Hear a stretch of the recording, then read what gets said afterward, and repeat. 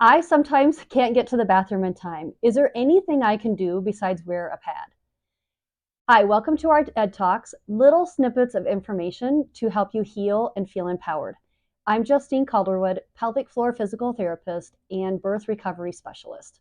I get asked this question a lot, or I get told this a lot from my patients that tell me, I just feel like I'm going to have an accident, or maybe they have a little bit of an accident, whether that be not being able to control the bladder or the bowels. So this can happen either way.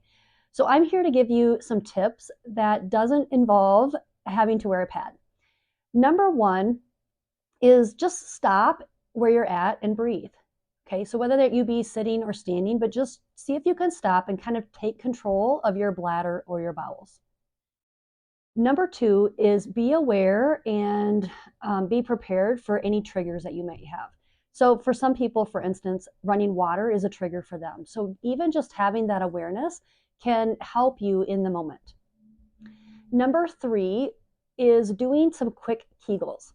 So a Kegel is contracting your pelvic floor.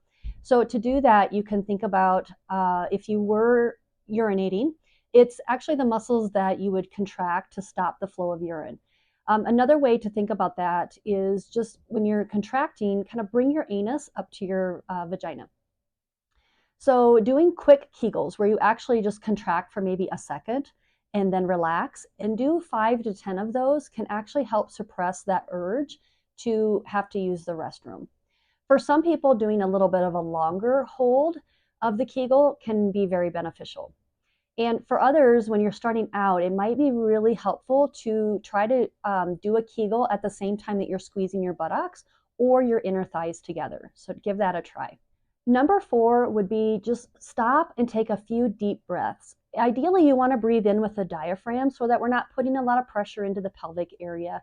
So with that, you want to expand through your rib cage, and that will help to calm down your nervous system and help you to feel more in control of your bladder or your bowels. Number five is just using a distraction technique. So that's simply trying to take your attention away from your bladder or your bowels. So it could be just counting backwards from 10. It could be thinking about your grocery list. It could be, daydreaming. Just try to get your mind off of the fact that you need to go to the bathroom really bad. And the last tip is once the urge has passed, then you want to just calmly and slowly go to the walk to the restroom. So you don't want to be in a hurry because sometimes that can actually activate the urge more and make you feel like you're not going to get there in time. So you may need to repeat this a couple times. When you're first starting out, this might be kind of hard to do. So give it a try and practice, and over time, it should help you.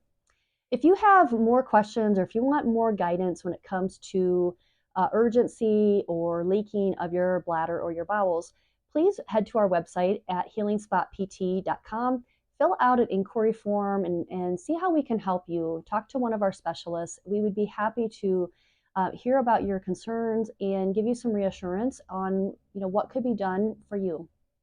Thank you.